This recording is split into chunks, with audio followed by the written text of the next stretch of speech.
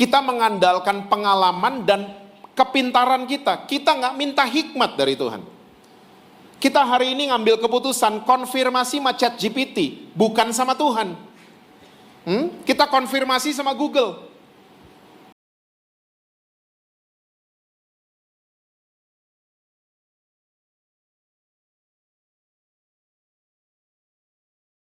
Kami sehari-hari. Saat ini mari Roh Kudus Kau ambil alih. Pimpin setiap kami kepada segala kebenaran-Mu. Kami siap mendengar saat ini hanya di dalam satu nama yang berkuasa, yaitu nama Tuhan Yesus Kristus. Amin. Amin. Silakan duduk saudara. Saudara mau berdiri juga boleh. Boleh kasih tepuk tangan buat tim praise and worship kita. Shalom saudara-saudara. Apa kabar semuanya? Semua masih percaya Yesus? Masih baca Alkitab? Jangan sampai enggak itu ya. Oke, sebelum saya mulai sharing saya ingin mengutip sedikit saja tulisannya Salomo. Dan ternyata tulisannya Salomo ini masih up to date sampai hari ini. Masih relevan, masih menjawab kebutuhan. Karena Salomo pernah menulis di Amsal pasal yang keempat, dari segala yang kau peroleh, perolehlah pengertian. Maksud tulisan daripada Salomo itu begini, dari segala yang kita alami, dari segala musim yang harus kita lewati, dari segala keadaan yang harus kita alami, yang kita harus peroleh adalah pengertiannya, bukan pengalaman saja. Makanya tulisannya Salomo itu masih relevan sampai hari ini. Karena begini saudara, ada dua tipe manusia di muka bumi ini. Tipe yang pertama adalah orang yang hanya tahu saja. Lalu tipe yang kedua adalah orang yang mengerti. Beda daripada kedua tipe ini adalah orang yang tahu saja belum tentu ngerti. Tapi orang yang mengerti sudah pasti dia tahu. Banyak suami cuma tahu punya istri, tapi mereka nggak pernah mengerti istri mereka. Di GSJS nggak ada, adanya di gereja 4 jam. Banyak istri cuma tahu punya suami, tapi mereka nggak pernah dapetin pengertian tentang suami mereka. Banyak orang tua cuma tahu punya anak, tapi kita nggak dapetin pengertian. Gen Z itu apa? Gen Alpha itu apa? Kita nggak mau ngerti gitu-gituan. Banyak orang cuma tahu dia sedang ada masalah, tapi dia nggak pernah cari pengertian kenapa Tuhan izinkan saya ada di masalah tersebut. Yang paling menyedihkan adalah ada orang Kristen cuma tahu Tuhan Yesus, tapi kita nggak pernah dapetin pengertian tentang pribadi yang namanya Tuhan Yesus. Nah oleh sebab itu kalau saudara senang judul khotbah saya sore hari ini adalah The Cross Principle. Pengertian atau prinsip daripada salib Kristus. Karena salib Kristus hari-hari ini seringkali cuma jadi fashion saja. Cuma jadi kalung, saudara mau pakai kalung salib nggak apa-apa loh ya. Ya, tapi make sure pastikan apa yang kita pakai kita mengerti. Oke? Karena salib itu cuma jadi kalung, cuma jadi anting, cuma jadi desain di sebuah t-shirt, cuma jadi pajangan di tembok rumah, cuma jadi pajangan di meja tulis. Nah oleh sebab itu kita akan cari tahu pengertian daripada salib Kristus. Yuk lihat sama-sama 1 Korintus 1 ayat yang ke-18. 1 Korintus 1 ayatnya yang ke-18. Alkitab catat begini. Sebab pemberitaan tentang salib memang adalah apa saudara? Kebodohan bagi mereka yang akan binasa. Tapi bagi kita yang diselamatkan, pemberitaan itu adalah kekuatan Allah. Waktu Rasul Paulus menulis surat ini buat gereja di Korintus, ini sangat-sangat masuk akal. Karena apa? Karena hukuman salib di zaman itu, saya ulang, karena hukuman salib di zaman itu adalah hukuman bukan untuk maling Indomaret.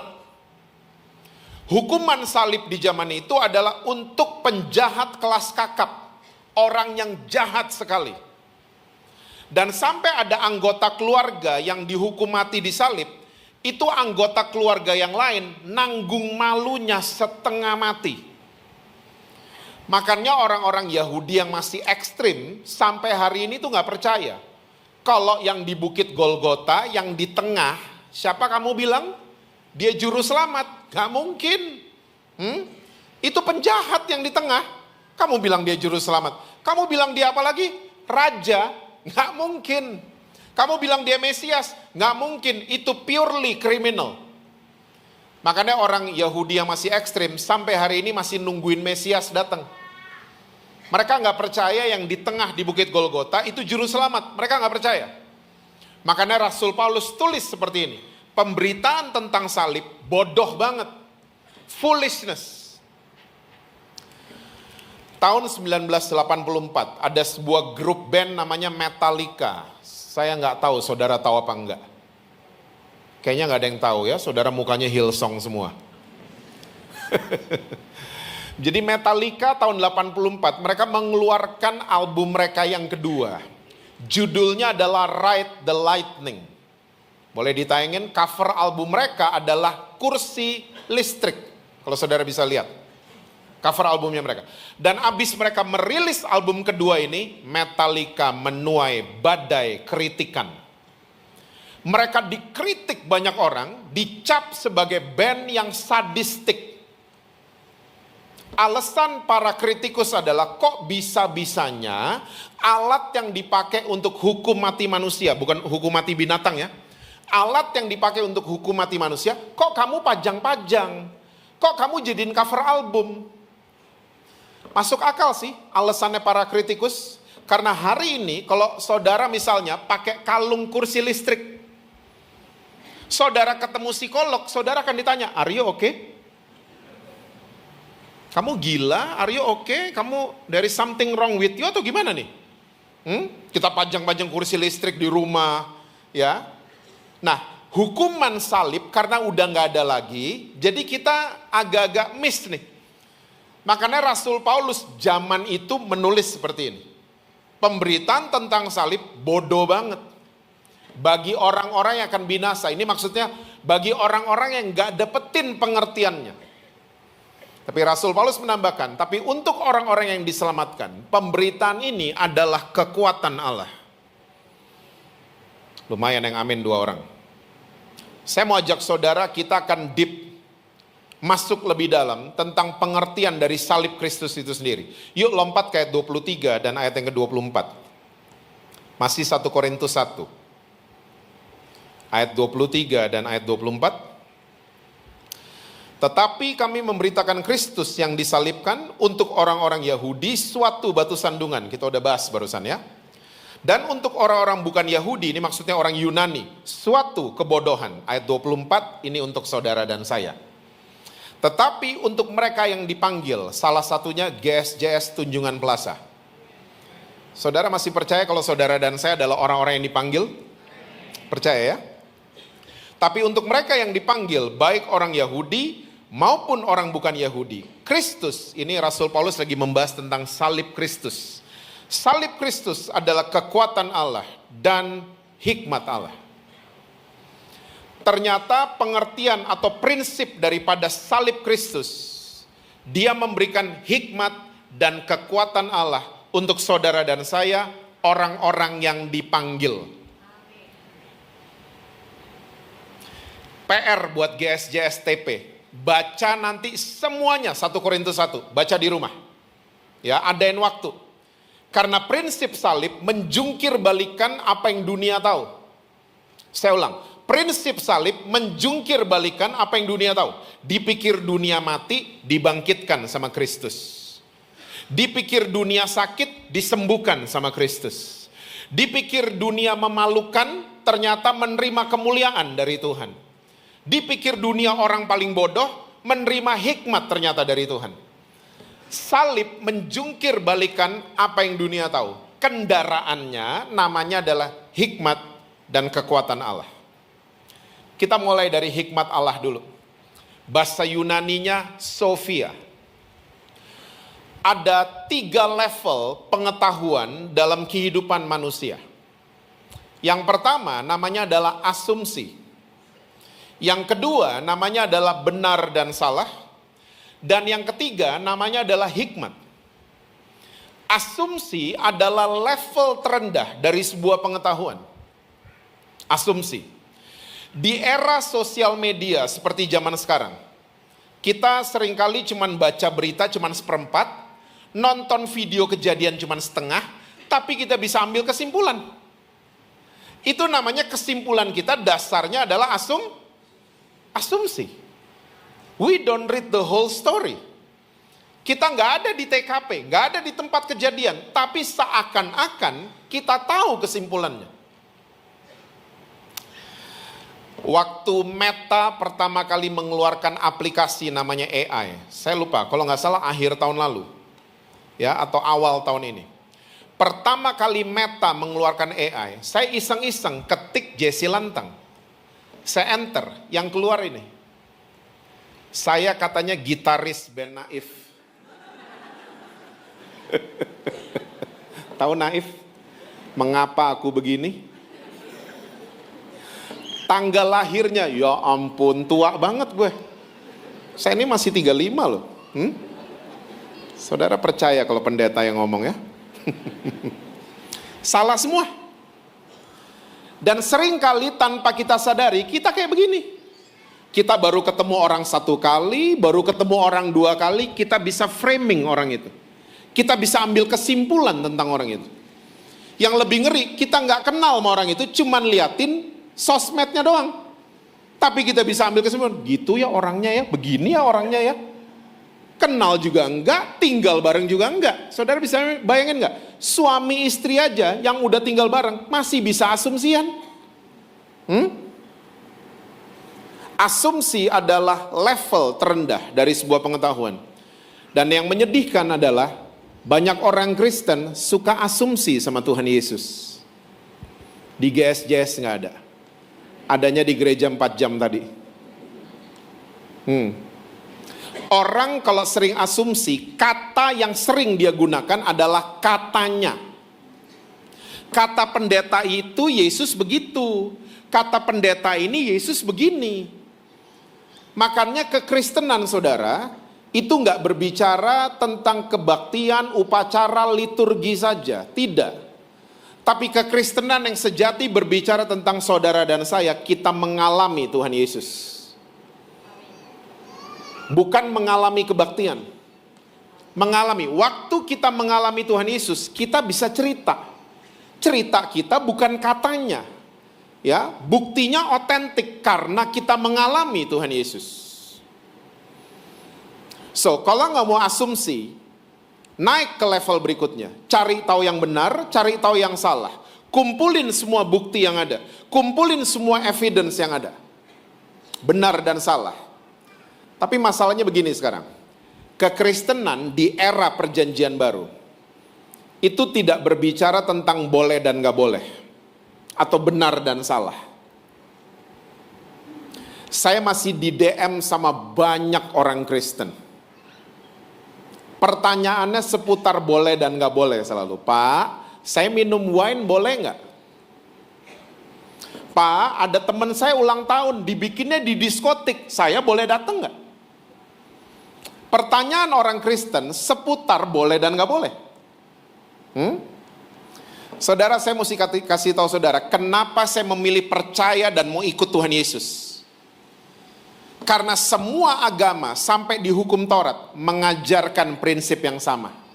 Semua agama sampai di hukum Taurat. Kamu bikin yang baik, kamu menerima kebaikan. Kamu bikin yang jahat, kamu akan menerima yang jahat. Semua ngajarin yang sama.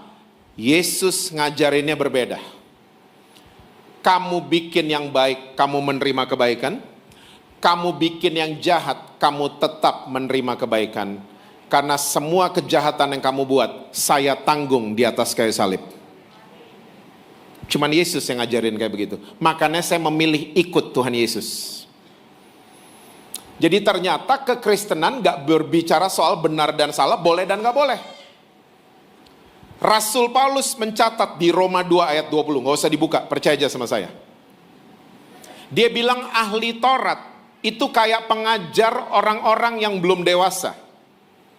Ahli Taurat loh, padahal Rasul Paulus mantan ahli Taurat. Dan dia mengatakan ahli Taurat pengajar orang-orang yang belum dewasa. Orang yang belum dewasa, bahasa lainnya adalah anak kecil. Anak kecil harus diajarin benar dan salah. Makanya orang kalau baru terima Yesus, baru jadi Kristen, mesti diajarin mana yang bahaya, mana yang gak bahaya. Mana yang benar, mana yang salah. Mesti diajarin dulu. Anak kecil kalau ke rumah saudara, apa yang saudara katakan sama mereka? Nak, hati-hati, itu pisau tajam. Nak, hati-hati, itu air panas. Anak kecil normal digituin. Tapi udah tua-tua begini. Saudara datang di rumah teman saudara, dibilang, Om, pisau itu tajam, Om. Hati-hati, Om. Tante, itu air panas, hati-hati. Kita kan gak perlu digituin. Karena kita consider kita sudah dewasa. Nah, orang yang dewasa, mereka akan menggunakan level pengetahuan tertinggi. Namanya adalah hikmat.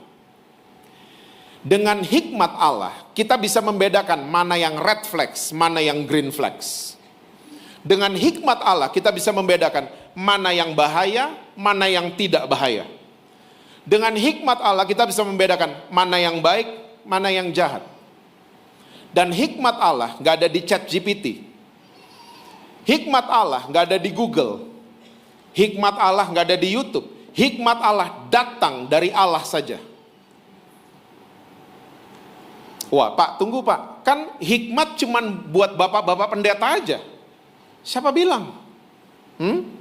Yuk lihat sama-sama. Yakobus 1 ayat yang kelima. Yakobus 1 ayatnya yang kelima. Tetapi apabila di antara kamu ada yang kekurangan apa? Hendaklah ia mendownload aplikasi tersebut dan bayar 500.000 per tahun. Gitu. Hendaklah ia minta kepada siapa? Allah. Yang memberikan kepada semua orang. Dengan murah hati dan dengan tidak membangkit-bangkit. Maka hal itu akan diberikan kepadanya. Ini masalah kita. Kita nggak minta. Kita mengandalkan pengalaman dan kepintaran kita. Kita nggak minta hikmat dari Tuhan. Kita hari ini ngambil keputusan konfirmasi sama ChatGPT, bukan sama Tuhan. Kita konfirmasi sama Google. Kita nggak minta hikmat Tuhan. Itu masalah kita. Ingat ini baik-baik. Bedanya sekolah sama hikmat Allah. Sekolah kita belajar dulu baru ujian. Hikmat Allah dikasih ujian langsung. Baru kita belajar. Dari situ. Dan pembelajaran, pengertian yang kita dapat akan menginspirasi banyak orang. Orang-orang katanya, kok bisa?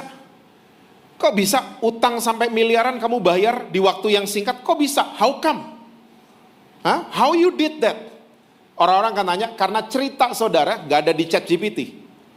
Cerita saudara gak ada di Google, gak ada di mana-mana. Datangnya dari Allah sendiri langsung. Itu bedanya sekolah sama hikmat. Cara kerja Tuhan sama dari dulu. Tuhan tuh gak kelihatan di Surabaya, di toko saudara, di kantor saudara, di restoran saudara. Dia gak kelihatan di Surabaya. Tapi dia pengen sekali dirinya kelihatan lewat saudara-saudara. Makanya tujuan orang Kristen membaca Alkitab bukan untuk kita merasa lebih rohani dari yang lain, bukan. Bukan itu tujuan orang Kristen tahu banyak ayat, bukan itu. Pakai ayat untuk hakimin orang, bukan itu. Tapi tujuan orang Kristen membaca Alkitab, kita baca Alkitab. Dan waktu kita keluar rumah, orang-orang di luar rumah kita bisa baca Alkitab lewat kehidupan kita. Saya sebut ini dengan spiritual intelligence, kecerdasan spiritual.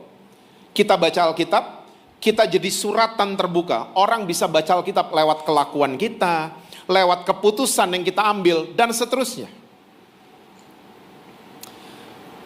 Papa mama yang hadir sore hari ini, kita perlu hikmat Allah, bukan copy paste.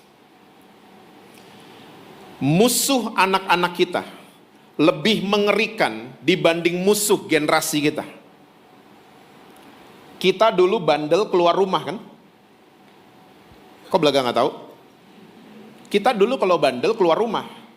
Anak-anak kita bandel hari ini aturnya dari rumah. Udah set semua baru mereka keluar. Udah beda soalnya zamannya. Copy paste doesn't work anymore. Saya pernah waktu masih kecil saya main di depan rumah papa mama. Ada taman. Saya main udah cukup lama. Tiba-tiba papa saya keluar. Dia melotot dan dia batuk. Di dalam batuknya ada 5 poin. Dia nggak perlu sebutin poin-poinnya, dia cuma batuk. Dia melotot, dia batuk. Artinya, kamu kelamaan main, masuk sekarang, mandi, bikin PR, tidur. Itu 5. Dinyatakan dengan saya langsung masuk. Anak saya yang nomor 2 waktu lahir, tahun 2001. Ya, 24 tahun lalu. Kita main ke rumah mama papa, main ke rumah opa omanya. Tamannya masih ada. Anak saya main di situ. Saya mau coba-coba fotokopi papa saya. Saya keluar, agak-agak melotot dan batuk. Anak saya liatin saya, "Daddy batuk." Saya digituin. Terus dia main lagi. Copy paste udah gak relevan. Gini, saudara mesti ingat baik-baik. Apa yang menjadi kekuatan generasi kita, ajarin buat anak-anak kita. Apa sih kekuatan kita? Kita ini disiplin. Kita tahan kalau diproses. Dan kita konsisten. Ajarin ke anak-anak kita. Tapi hal-hal lain, kita perlu minta hikmat dari Tuhan. Udah beda soalnya, udah beda. Saya ini di Jakarta ngerasa kayak iPhone 6, saudara. Saya berada di tengah-tengah iPhone 1 dan iPhone 17. Ngerti maksud saya? Saya sama orang tua nyambung, sama anak muda saya nyambung. Dan saya ngelihat pakai mata kepala saya sendiri, 2 ini gak pernah nyambung. Papa mamanya datengin saya, "Pak, doain anak saya." "Kenapa, Pak?" "TikTokan melulu, Pak." "Itu mesti ditengking, Pak, roh TikTok." Ada roh TikTok loh. Hah? Saya ketemu sama anaknya di lapangan padel. Saya tanya, nyokap bokap lo bilang lo TikTokan terus?" "Iya om, aku lagi jualan, makanya TikTok live tiap hari." Nah lo, gak nyambung kan? Generasi kita kerja, mesti ke kantor. Generasi anak-anak kita, they can work from anywhere. Cari tahu dong. Cari pengertian tadi. Jangan cuma tahu punya anak. Cari pengertian, cari karakter generasi mereka. Ciri khas generasi mereka itu apa? Papa mama yang hadir, kita ini cuma lebih pengalaman, bukan lebih pinter. Setuju? Oh, tersinggung ya? Hah? Kalau tersinggung kita ngopi lah. Hah? Saya ulang ya, kita cuman lebih pengalaman, bukan lebih pinter. So, kalau nasehatin anak-anak, nasehatin mereka dari pengalaman, bukan dari kesoktahuan kita. Jangan sok tahu, anak-anak kita tuh lagi dibombardir sama informasi, beda sama kita. Kita dulu nggak tahu apa-apa. Mereka sekarang tahu semua. Masih nggak terima juga? Saudara nanya password TikTok sama siapa? Sama tetangga atau sama anak-anak? Anak-anak. Mereka akan terus menjadi lebih pintar dari kita. Kita perlu hikmat Tuhan. Kita perlu dituntun oleh hikmat Tuhan. Jangan cuma bisa kasih instruksi sama anak-anak. Mulai belajar diskusi sama anak-anak. Kita digedein begitu kan? Ya, udah jangan banyak tanya. Kerjain. Saya dulu digituin. Saya mau gituin anak saya, nggak bisa. Mesti diskusi. Nggak cuma instruksi. Mesti koneksi, bukan cuma koreksi anak-anak. Cari titik temunya di mana. Anak saya yang nomor 2, bintang film, saudara. Saya berapa bulan lalu didatengin sama dia. Dia tanya, "Dad, ini ada tawaran tapi film horor. Gimana, Dad?" Coba, gimana jawabnya? Hah? Ada yang tahu? Di titik-titik seperti itu, saya selalu dalam hati gini, Tuhan, saya minta hikmat Tuhan. Keluar tiba-tiba. Keluarnya begini, kamu cek dulu ceritanya. Kalau ceritanya ujung-ujungnya Tuhan ngalahin setan, ambil aja tuh tawaran. Cukup berhikmat dedinya. Dari saya itu hikmat dari Tuhan. Kita perlu hikmat Tuhan setiap hari. Ini yang pertama. Yang kedua, salib Kristus memberikan kekuatan Allah. Bahasa Yunaninya dunamos, kekuatan Allah. Saya berapa minggu lalu ke rumah sahabat saya di Jakarta. Tiba-tiba dia ngomong yang bikin saya kaget. Dia ngomong kalimat yang bener banget. Dia ngomong gini tiba-tiba, "Jess, gue nih gak sempurna, makanya gue perlu ke gereja. Kalau gue sempurna, gue gak perlu ke gereja." Wih, bener banget loh itu. Kita nih gak ada yang sempurna, kita nih gak ada yang kuat. Makanya kita perlu Tuhan dan perlu saudara seiman. Kita gak ada yang kuat. Ada Pak, gereja di Pandaan, gereja sempurna ada Pak. Makanya saya lagi berencana pindah dari GSJS. Karena GSJS banyak ininya Pak. Saudara yakin tuh Pandaan gerejanya sempurna? Yakin, pindah aja. Waktu saudara pindah di Pandaan, gereja itu langsung jadi gereja yang tidak sempurna karena ada saudara. Kita nggak ada yang sempurna, kita nggak ada yang kuat. Tapi lucunya begini, society-nya orang Kristen, kumpulan orang Kristen menuntut satu dengan yang lain harus sempurna hidupnya. Harus kuat hidupnya. Sorry, saya sebut ini dengan toxic. Ini toxic loh. Kita main nuntut orang lain untuk sempurna hidupnya. Padahal yang nuntut gak sempurna hidupnya. Makanya orang Kristen, ya kalau ngumpul di mana-mana, yang jujur dan apa adanya didepak keluar, yang pinter main sandiwara dirangkul. GSJS gak ada. Makanya orang Kristen kalau ngumpul semua berlomba-lomba main sandiwara untuk merebut piala pencitraan. Orang Kristen. Kita nggak bisa apa adanya. Nggak bisa sama sekali. Kita dituntut untuk kuat.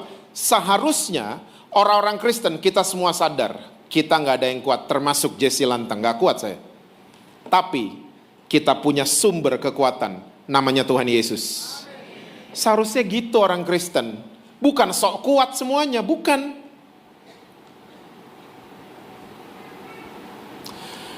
Saya agak-agak khawatir karena di Jakarta, di Indonesia, sudah mulai banyak sekali pasangan yang memutuskan untuk divorce di usia tua mereka. Ya, keadaan ini akhirnya jadi terkenal dengan istilah grey divorce. Perceraian orang-orang di atas 55 tahun, rambutnya udah grey, rambutnya udah putih. Ya, anak-anak udah menikah, anak-anak udah pindah keluar kota, balik berdua suami dan istri. Waktu balik berdua suami istri, ternyata mereka nggak kuat. Selama ini mereka kuat karena mereka selalu ngomong kita bertahan demi anak-anak. Pernah dengar? Atau sering ngomong kayak gitu? Kita bertahan aja demi anak-anak. Anak-anak gak ada, pertahanannya jebol. Anak-anak udah pindah, udah gak bisa bertahan. Padahal tiap tahun, kalau anniversary, postingannya ya ampun, mesra banget. Ternyata enggak, cuman demi netizen. Mereka udah gak kuat dua-duanya. Udah gak kuat. Pak, di luar Indonesia kali? Enggak, di Indonesia. Ya, om-om 75 tahun, tante sudah 71 tahun, memutuskan untuk menyudahi rumah tangga mereka. Ingat, waktu masih pacaran, ngobrol udah sejam, masih kurang. Masih ingat? Udah lupa? Perlu saya ingetin? Telepon udah sejam, udah-udahan nih, mau udahan. Kamu tutup duluan dong. Masih ingat? Kamu tutup duluan. Kamu dong. Masih ingat? Oh, udah lupa semua ya. Biasanya keputusan akhirnya gini ya, kita hitung P3 tutup sama-sama. 1, 2, 3, dah sayang, tek tutup. Belum semenit langsung di WhatsApp, I miss you already. Ya ampun. Saya sekarang kalau lagi sama teman-teman di Jakarta, kalau istri atau suami mereka telepon, kedengeran banget. Kedengeran banget. Ya. Ya, itu ditaruh situ. Ya, oke. Yo. Bini lo ya? Iya. Nggak ada lagi sayang, nggak ada lagi minta tolong, nggak ada lagi ngomong sorry, nggak ada. Semuanya serba yo. Iya pak, soalnya saya udah nggak ada rasa sama suami. Saya udah nggak ada rasa sama istri. Saya udah nggak ada rasa. Saudara mesti tahu, rasa itu datangnya dari Tuhan. Jangan coba-coba membuat yang kita nggak bisa buat. Itu namanya drama ujung-ujungnya. Main sandiwara namanya. Karena kita nggak bisa buat rasa. Rasa datangnya dari Tuhan. Yuk, Filipi 2 ayat 13.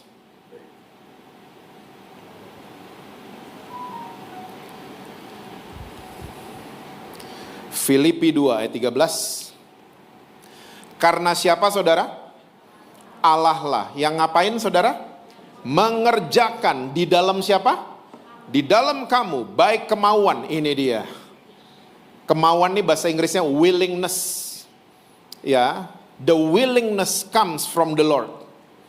Tuhan yang mengerjakan di dalam saudara dan saya. Kemauan itu sama dengan rasa, bahasa lainnya sama, willingness. Kemauan maupun pekerjaan menurut kerelaannya. Ini buktinya. The willingness comes from the Lord. Kalau udah gak punya rasa, minta sama yang bisa buat. Minta sama Tuhan yang mengerjakan di dalam saudara dan saya. That willingness.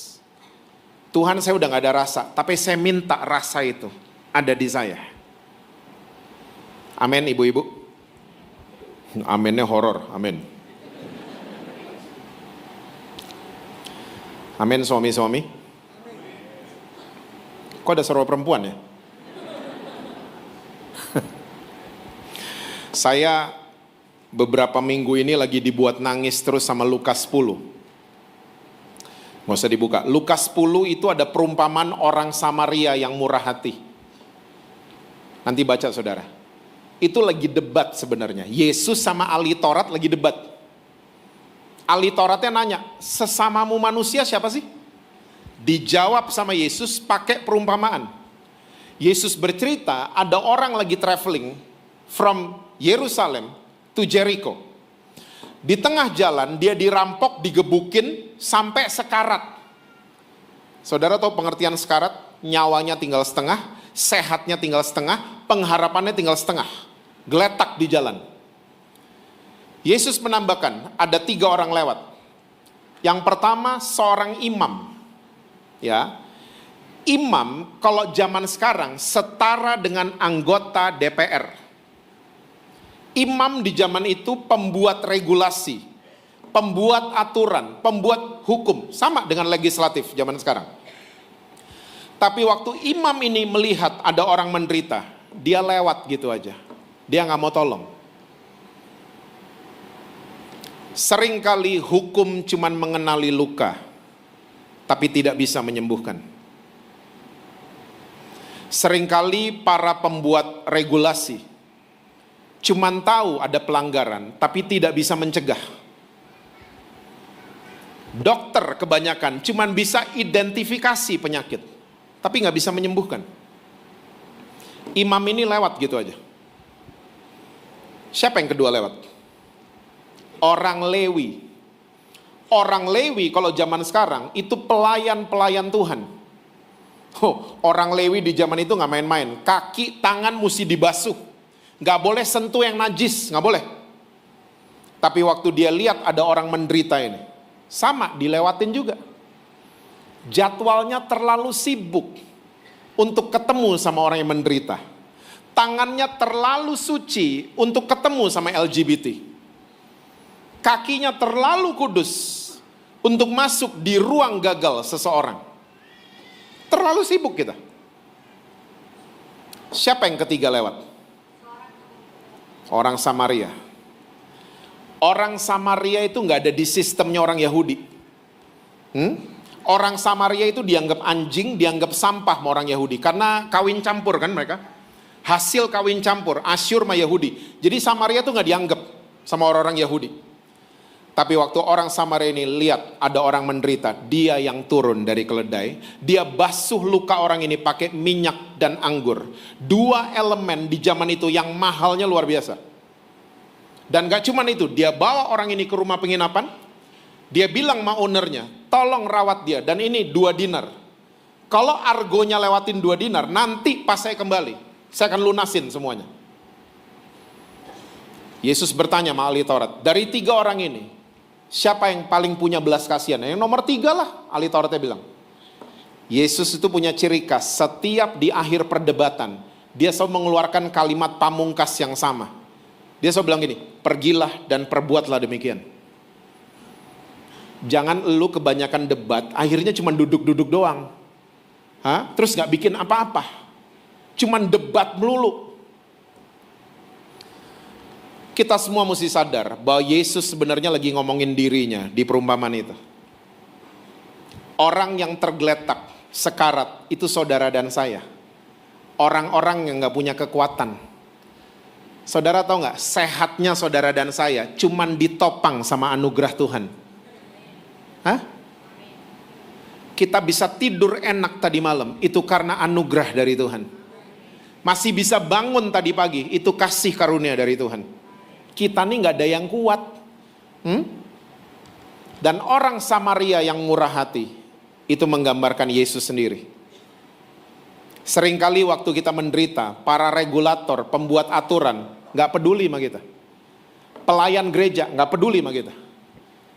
Tapi saudara mesti tahu, Yesus selalu peduli sama saudara dan saya. Seperti orang Samaria turun dari keledai, Yesus turun dari surga. Ketemu saudara dan saya, orang-orang yang gak punya kekuatan, orang-orang yang menderita. Dan dia cuma bilang, I feel your pain. Reach my hand. Cuman Yesus. Tolong ingat baik-baik. I'm okay and I'm not okay adalah 2 keadaan kita perlu kekuatan Allah. Saya ketemu banyak orang Kristen, termasuk saya dulu. Waktu lagi not okay, waktu lagi gak baik-baik, kita justru mengalami perjumpaan pribadi sama Tuhan Yesus. Tapi waktu kita udah oke-oke saja, seringkali yang saya jumpai adalah kita kehilangan perjumpaan pribadi sama Tuhan Yesus. I'm okay and I'm not okay adalah 2 keadaan kita perlu kekuatan Allah, karena kita gak ada yang kuat. Orang yang terluka hatinya perlu kekuatan dari Allah. Orang yang tersakiti perlu kekuatan dari Allah. Hari ini kita kalau terluka, kalau disakiti, kita punya cara, punya kecenderungan untuk pembiaran. Bukan pengampunan yang kita lakukan.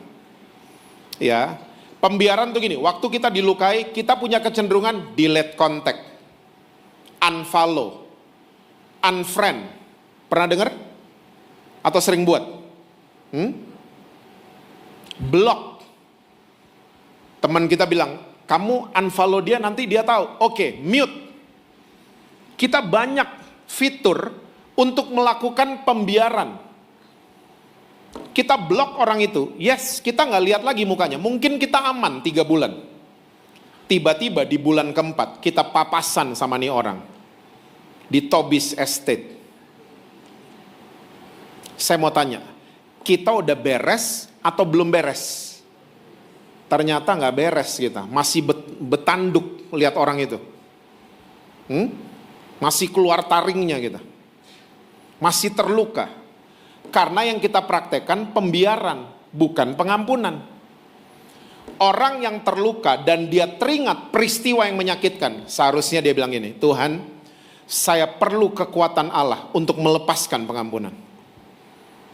8 bulan kemudian teringat lagi dan masih terluka kayaknya. Bilang lagi sama Tuhan, Tuhan, saya perlu kekuatan Allah untuk melepaskan pengampunan. Tahun depan, papasan lagi mani orang di Pakuwon, pindah tempat. Kita udah beres tiba-tiba. Itu namanya pemulihan dari Tuhan terjadi dalam kehidupan saudara. Makanya istilah forgive and forget mesti diedit. Karena kita nggak mungkin forget. Kita bukan komputer. Komputer di-delete memorinya hilang semua. Kita manusia. Bisa ingat, bisa remember. Makanya yang harus kita pahami adalah forgive and learn. Bukan forget. Saya nggak tahu keadaan saudara, tapi sepanjang tahun ini, hampir habis tahun ini. Sepanjang tahun ini, saya sering mendengar orang Kristen mengeluarkan kata mati. Mati Pak usaha saya. Mati Pak bisnis saya. Mati Pak karir saya. Kata mati sering banget saya dengar. Nah, kalau iblis udah mendengar gini-ginian, biasanya iblis akan tambahin bumbu-bumbu. Ya, yang membuat kita makin terpuruk. Ingat, waktu iblis lagi intimidasi saudara, mati usaha lo, mati bisnis lo, mati karir lo, mati network lo, mati udah. Coba kembali ke prinsip salib, apa yang dianggap dunia mati, dibangkitkan oleh surga. Apa yang dianggap sakit, disembuhkan sama Tuhan. Apa yang dianggap bodoh, dibuat berhikmat sama Allah. Apa yang dianggap memalukan, justru menerima kemuliaan dari Tuhan. Itu prinsip salib. Dan ingat, dikubur sama ditanam. Dua posisi ini sama di bawah tanah. Tapi tujuannya beda. Dikubur itu akhir dari sebuah kehidupan. Ditanam awal kehidupan yang baru. Dan saudara mesti tahu, mati itu kedaulatannya Tuhan, bukan iblis. Mati yang berhak ngomong mati, selesai, dikubur, itu Tuhan. Mungkin bisnis saudara mesti tutup satu gudang, mesti tutup satu cabang. Tapi Tuhan gak bilang saudara mati. Tuhan cuma bilang gini, kamu gak dikubur, saya lagi tanam kamu. Dua-duanya gak kelihatan. Tapi dikubur itu selesai. Ditanam, kamu ikutin aja prinsipnya, ikutin aja aturan mainnya. Satu hari saya percaya, saudara akan mulai bertumbuh lagi. Bertumbuh berbicara tentang berubah bentuk kan, dari benih jadi dahan. Kebiasaan lama berubah. Dan saya percaya satu hari buahnya akan keluar dari kehidupan saudara. Dan buah itu akan memberkati banyak orang dalam kehidupan saudara. Amin saudara? So pergunakan prinsip salib, aktivasi selalu hikmat Allah dan kekuatan Allah. Saya percaya saudara akan tiba di tempat-tempat sesuai dengan rencana Tuhan. Tuhan berkati saudara-saudara semua. Selalu sukses, harmonis di rumah, dan rekening BCA, BNI, BRI, Mandiri, Permata selalu penuh buat saudara-saudara. Kenceng banget kalau gitu-gituan ya.